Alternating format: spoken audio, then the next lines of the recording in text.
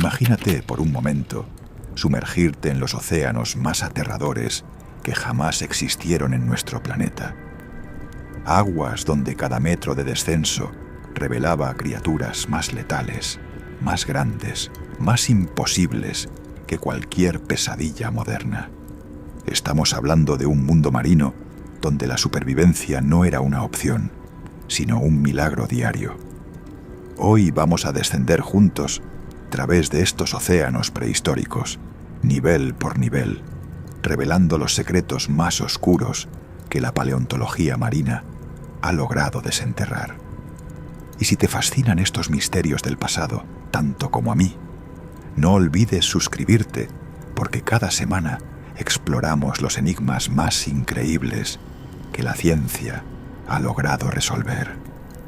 ¿Qué acechaba en las aguas superficiales de los océanos prehistóricos? Vamos a descubrir por qué incluso los primeros 100 metros de profundidad eran una sentencia de muerte absoluta. Los riesgos son enormes, ya que estas criaturas desafían todo lo que creemos saber sobre los depredadores marinos, llevando a revelaciones que cambiarán completamente tu perspectiva sobre lo que significa ser el rey de los océanos. Comencemos nuestro descenso terrorífico en la superficie, donde la luz del sol aún conseguía penetrar las aguas. Aquí, en estos primeros metros, habitaban los gigantes más conocidos, pero también los más malinterpretados de todos los tiempos.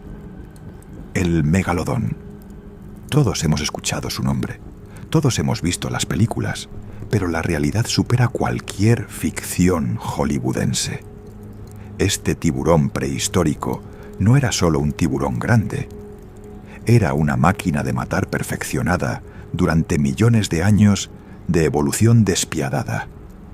Imagínate un tiburón de 18 metros de longitud. Para que tengas una referencia, eso es más largo que 3 automóviles puestos en línea. Pero el tamaño no era su único arma.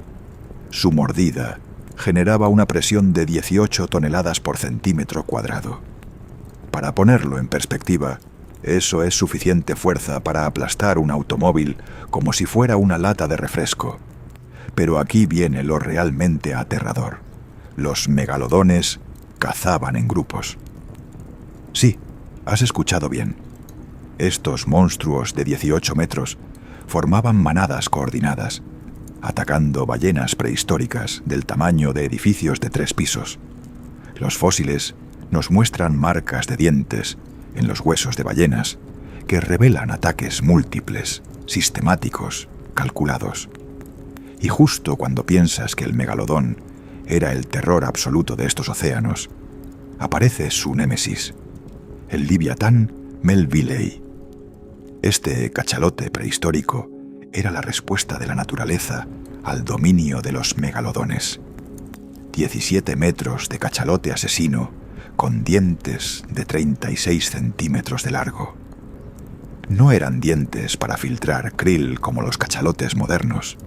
Eran dagas diseñadas para despedazar carne y hueso. El Liviatán poseía algo que el megalodón no tenía: inteligencia superior.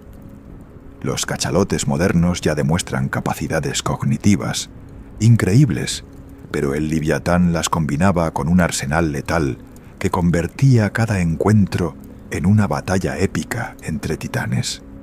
Los paleontólogos han encontrado evidencia de estos enfrentamientos: dientes de megalodón clavados en vértebras de Liviatán, costillas de megalodón perforadas por los colmillos del cachalote asesino. Eran guerras que duraban horas, dejando los océanos teñidos de sangre en kilómetros a la redonda. Pero la superficie oceánica tenía más secretos terroríficos guardados. El archelón, una tortuga marina del tamaño de un automóvil pequeño. 4 metros de caparazón viviente que patrullaba las aguas costeras. Su pico no tenía dientes, pero no los necesitaba. La presión de su mordida era suficiente para partir por la mitad cualquier presa que tuviera la mala fortuna de cruzarse en su camino. Y nadando junto a estas tortugas gigantes, el Sifactinus, el pez asesino de 6 metros de longitud. Su estrategia de caza era simple pero letal: acelerar a velocidades increíbles y tragar a sus presas enteras. Los paleontólogos han encontrado fósiles de Sifactinus con peces de 2 metros aún intactos dentro de sus estómagos. Imagínate la desesperación de ser tragado vivo por esta pesadilla marina. Estos no eran los océanos pacíficos que conocemos hoy. Cada amanecer traía nuevas batallas. Cada puesta de sol dejaba el agua roja de sangre. La cadena alimentaria era un concepto inexistente, porque todos eran depredadores y todos eran presas al mismo tiempo. Los pteranodontes volaban sobre estas aguas, sus sombras de 8 metros de envergadura, oscureciendo la superficie, mientras buscaban los cadáveres flotantes de las batallas nocturnas. Cuando encontraban uno, descendían en grupos, convirtiendo el festín en otra batalla campal entre gigantes alados. La estrategia de supervivencia en estas aguas superficiales era simple: crecer más, atacar primero o morir. No existían términos medios. Los fósiles nos muestran que incluso los peces más pequeños de esta época tenían armaduras, espinas venenosas o velocidades imposibles. La naturaleza había declarado una guerra total y solo los más letales sobrevivían. Pero esto era apenas el comienzo de nuestro descenso al terror.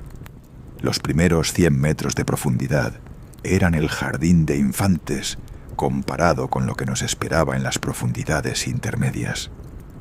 Aquí, donde la luz solar aún podía penetrar, donde los gigantes luchaban batallas épicas que duraban días enteros, donde cada gota de agua estaba impregnada del sabor metálico de la sangre constante, se establecieron las reglas del juego para el resto del océano prehistórico. Las reglas eran simples: mata o muere, crece o desaparece, evoluciona o extínguete. Y estas reglas se volvían más despiadadas con cada metro de descenso hacia las profundidades. Los gigantes de la superficie eran apenas los guardianes de la puerta hacia un mundo aún más aterrador. Justo cuando crees comprender la magnitud del terror que habitaba en estas aguas superficiales, donde la luz del sol aún ofrecía la ilusión de seguridad, la realidad es que esto no era nada comparado con los horrores que acechaban en la zona crepuscular. Porque si pensabas que los megalodones y leviatanes eran el terror absoluto, espera a descubrir qué criaturas habían evolucionado en la penumbra eterna de las profundidades intermedias, donde la luz comenzaba a morir y nacían los verdaderos monstruos del abismo. Justo cuando piensas que los horrores de la superficie eran el límite del terror oceánico, la realidad es que al descender hacia la zona crepuscular, entre los 100 y 500 metros de profundidad, nos adentramos en un reino donde la luz comenzaba a morir y nacían criaturas que superaban cualquier pesadilla moderna. Aquí, en esta penumbra eterna, evolucionaron los asesinos más perfectos que jamás surcaron los océanos de nuestro planeta.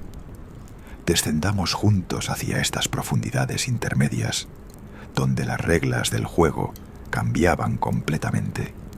Si en la superficie la batalla era entre gigantes, aquí la guerra era entre máquinas de matar perfeccionadas durante cientos de millones de años.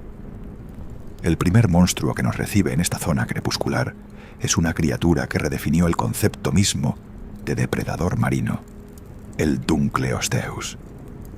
No era un tiburón, no era un reptil marino, era algo mucho peor: un pez acorazado del tamaño de un autobús escolar, con la cabeza protegida por placas óseas de 15 centímetros de grosor y una boca que era literalmente una guillotina viviente.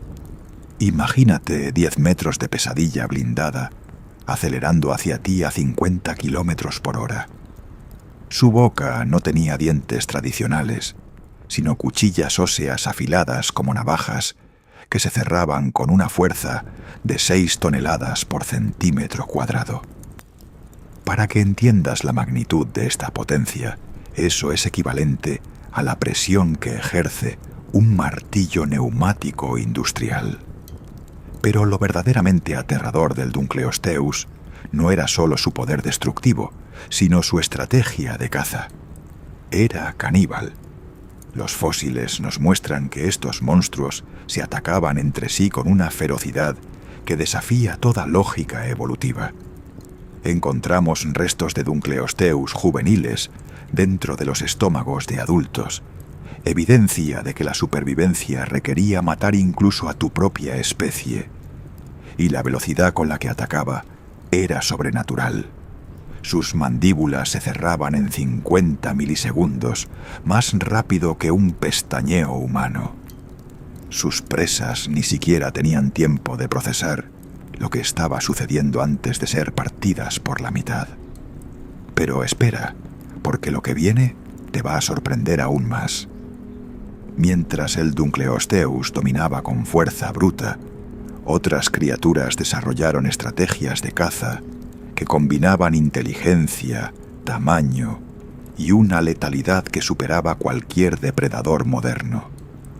Los mosasaurios gigantes patrullaban estas aguas intermedias como serpientes del infierno marino. El Tylosaurus, de 17 metros de longitud, era básicamente una anaconda marina con aletas y mandíbulas repletas de dientes curvos hacia atrás. Una vez que te mordía, era físicamente imposible escapar. Sus dientes estaban diseñados para que cualquier movimiento de la presa solo profundizara las heridas. Pero el rey de los mosasaurios era el Mosasaurus hoffmanni, 20 metros de reptil marino que combinaba la agilidad de una serpiente con la potencia de un cocodrilo gigante. Su estrategia de caza era psicológicamente terrorífica. Acechaba desde las profundidades, siguiendo a sus presas durante kilómetros, esperando el momento perfecto para atacar desde abajo. Los paleontólogos han encontrado evidencia de que los mosasaurios desarrollaron una forma primitiva de comunicación entre individuos. Cazaban en parejas coordinadas, uno distrayendo a la presa mientras el otro atacaba desde el punto ciego. Eran los lobos de los océanos prehistóricos, pero con cerebros de reptil y cuerpos diseñados para la destrucción acuática. Y aquí es donde la cosa se pone realmente interesante, porque mientras estos gigantes dominaban con fuerza y coordinación, otros depredadores habían perfeccionado el arte de la emboscada. Los plesiosaurios depredadores de la zona crepuscular eran fantasmas letales que redefinieron las tácticas de caza submarina. El Liopleurodon, con sus 22 metros de longitud, poseía un cuello que era tanto su arma como su estrategia. Ese cuello de 8 metros no era solo para alcance, era un látigo biológico capaz de generar aceleraciones que desafiaban las leyes de la física. Imagínate flotando en la penumbra de estos océanos prehistóricos, cuando de repente, desde la oscuridad absoluta, emerge una cabeza del tamaño de un automóvil, conectada a un cuello que se mueve como un resorte gigante. El Liopleurodon podía mantener su cuerpo completamente inmóvil, camuflado en las sombras, mientras su cuello se extendía 8 metros para capturar presas que creían estar a salvo. Pero incluso más aterrador era el Predator X, oficialmente conocido como Pliosaurus funkei. 15 metros de pura letalidad concentrada, con una cabeza de 3 metros repleta de dientes de 30 centímetros. Su mordida generaba una presión de 15 toneladas, suficiente para partir por la mitad a cualquier mosasaurio. La estrategia del Predator X era la emboscada perfecta. Se posicionaba en corrientes marinas, dejando que el agua moviera ligeramente su cuerpo para simular kelp o rocas flotantes. Cuando una presa se acercaba lo suficiente, explotaba en movimiento con una aceleración que los científicos aún no logran explicar completamente. Y justo cuando crees que has visto los diseños más letales que la evolución podía crear, aparece una criatura que desafía toda lógica biológica, el Helicoprion. Este tiburón prehistórico había desarrollado una sierra espiral en su mandíbula inferior que crecía continuamente durante toda su vida.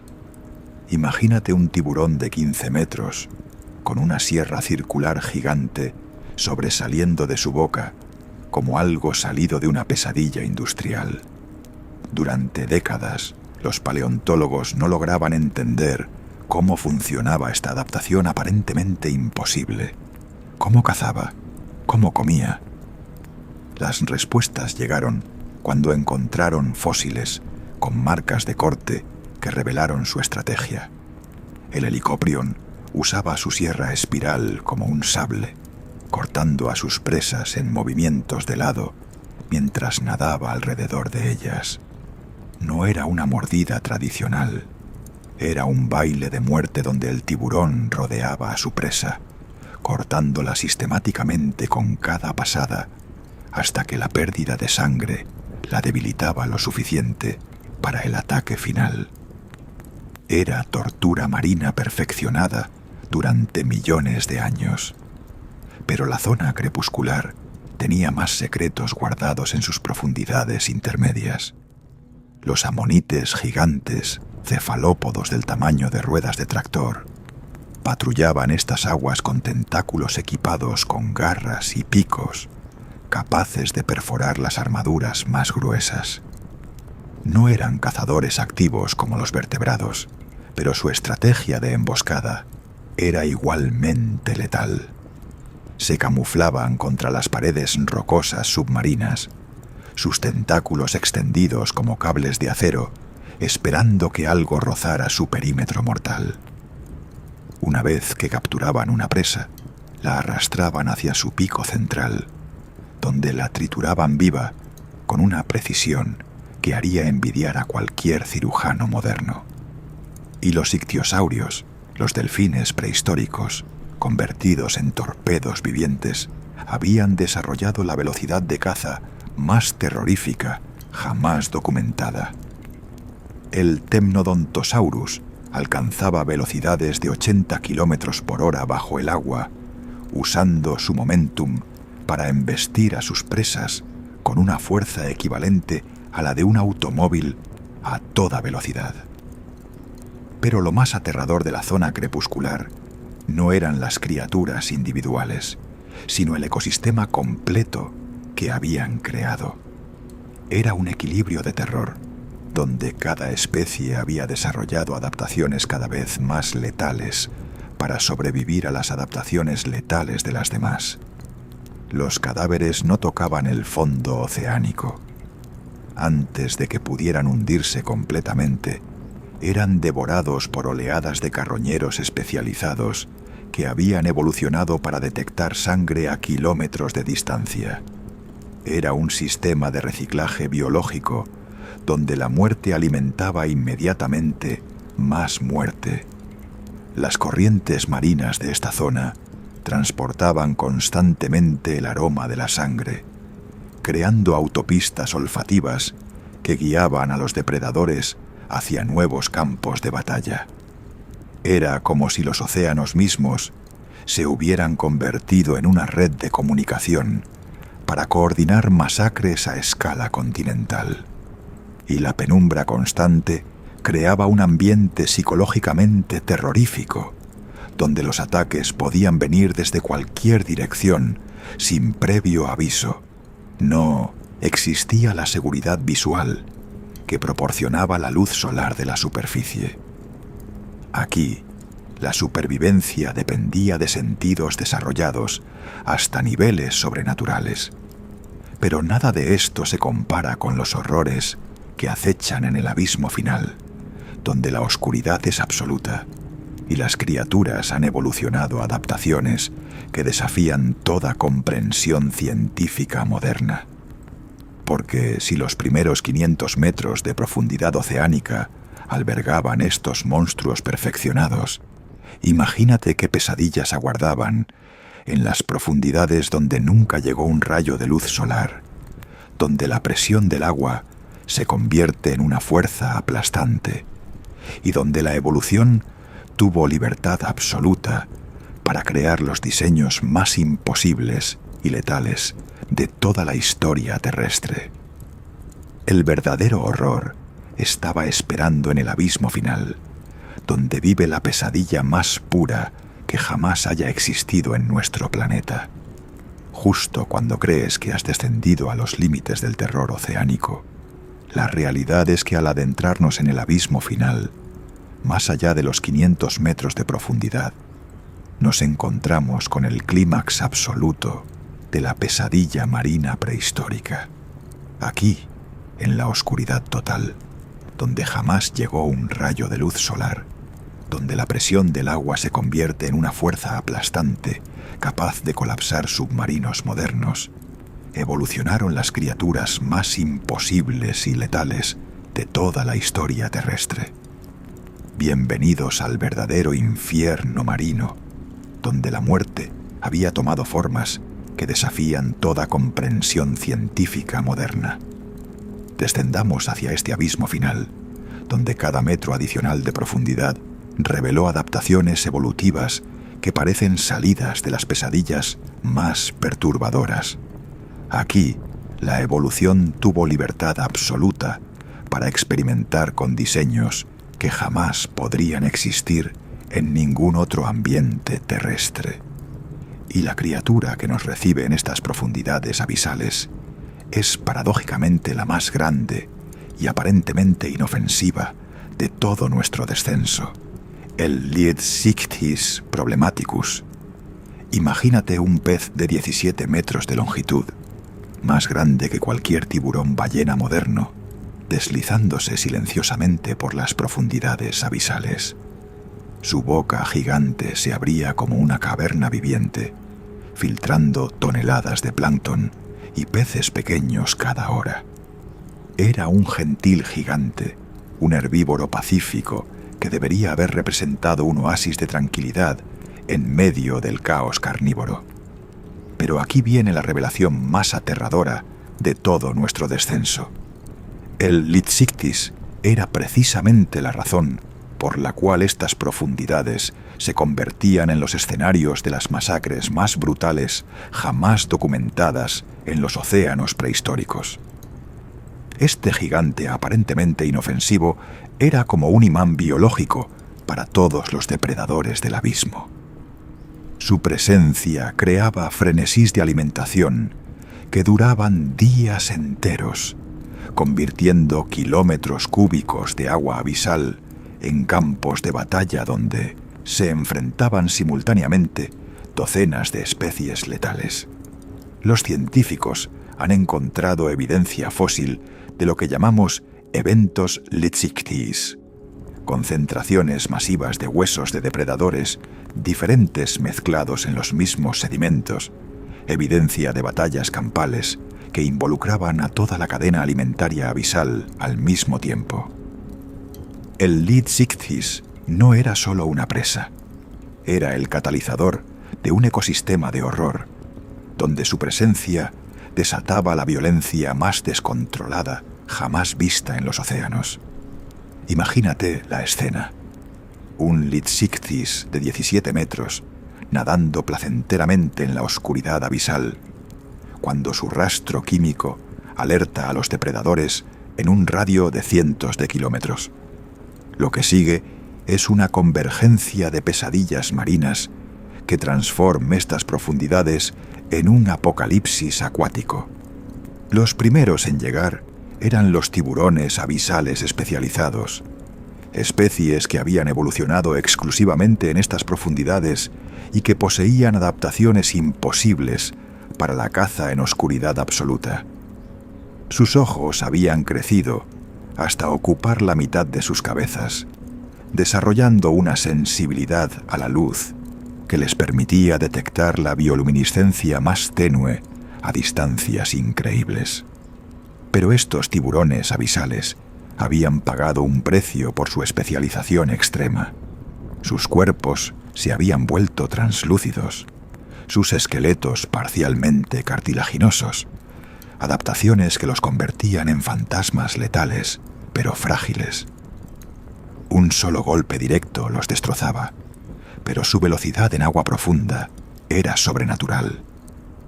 Y mientras estos tiburones fantasma comenzaban su danza de muerte alrededor del Lead Sictis, llegaban los verdaderos señores del abismo, los cefalópodos gigantes de las profundidades. Estos pulpos y calamares abisales habían evolucionado durante cientos de millones de años en aislamiento total, desarrollando inteligencias y estrategias de caza que superaban cualquier depredador vertebrado. Sus cerebros habían crecido hasta alcanzar la complejidad de mamíferos modernos, pero combinados con cuerpos invertebrados capaces de transformaciones físicas instantáneas.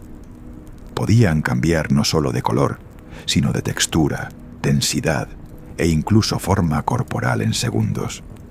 Un calamar de 15 metros podía comprimirse para parecer una roca de 2 metros, o extenderse hasta simular kelp gigante flotando en la corriente.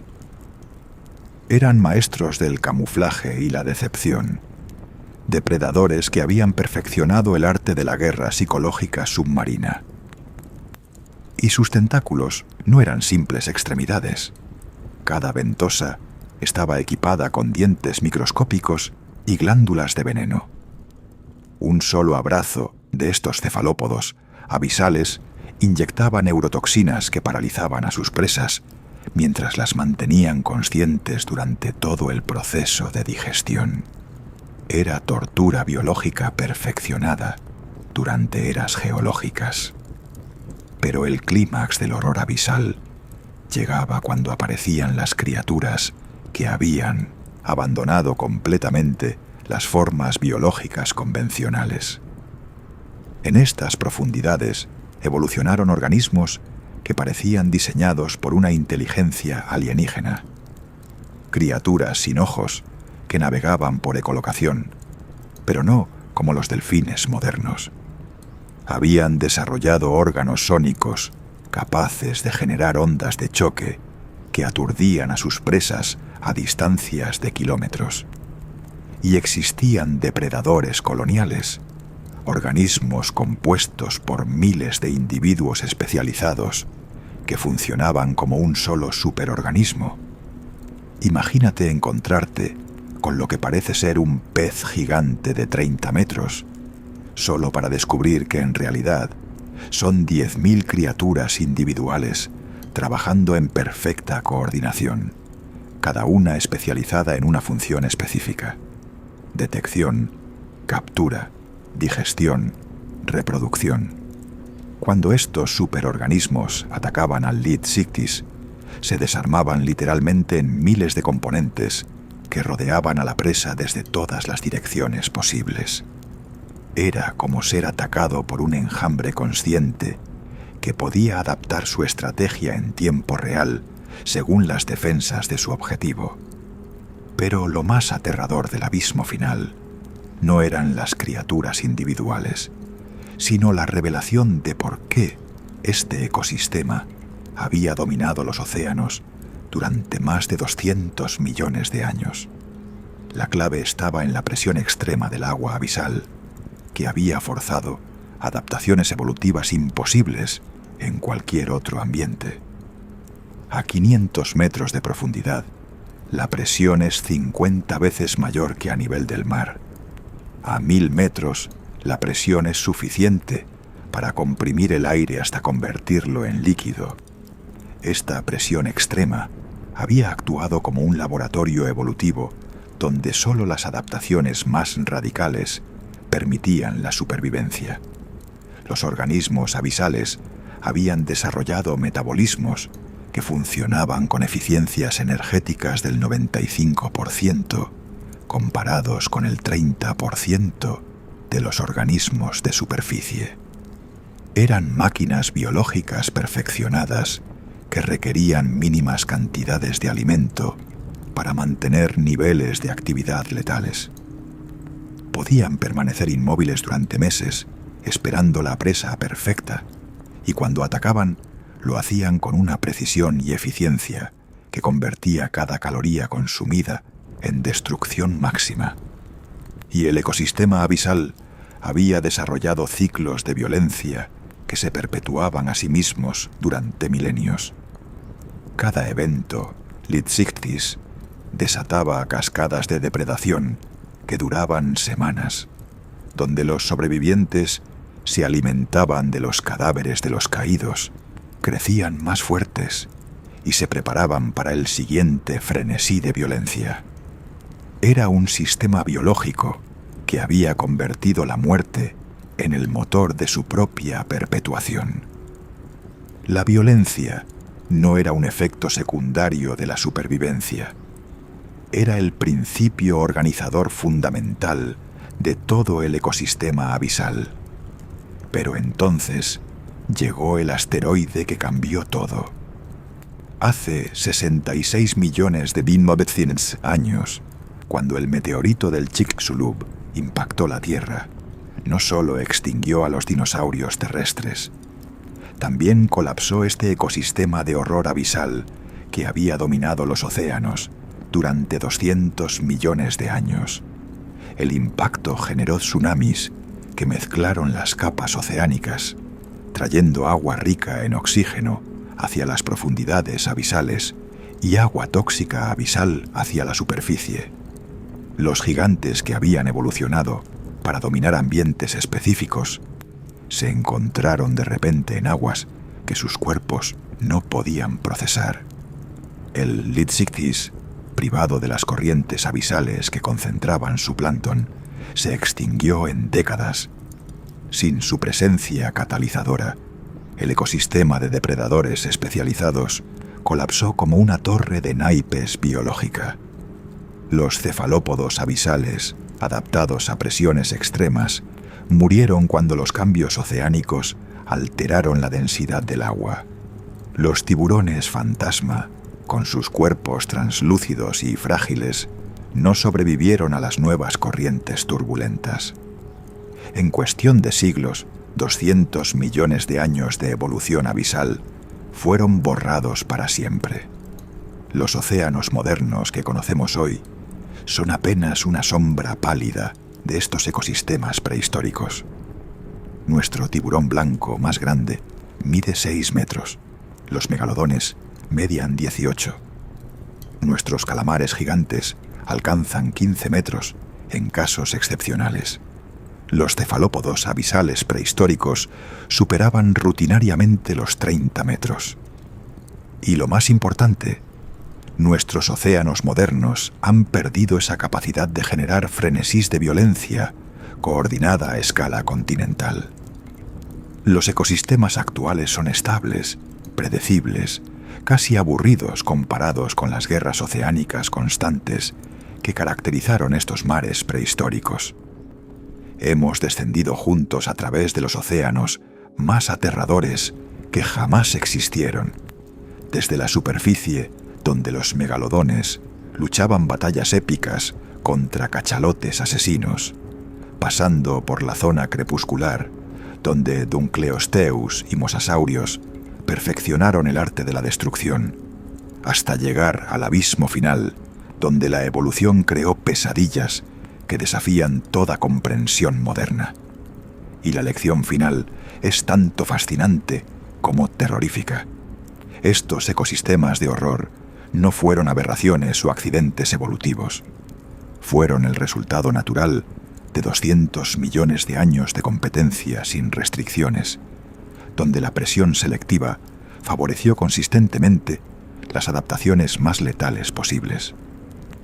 Somos afortunados de vivir en una época oceánica relativamente pacífica, donde los depredadores marinos más grandes son gentiles ballenas filtradoras y los tiburones más temibles son versiones diminutas de los monstruos que una vez dominaron estos mares. Si este viaje a través de los océanos prehistóricos te ha fascinado tanto como a mí, y si quieres seguir explorando los misterios más increíbles que la paleontología ha logrado revelar, te invito a suscribirte al canal.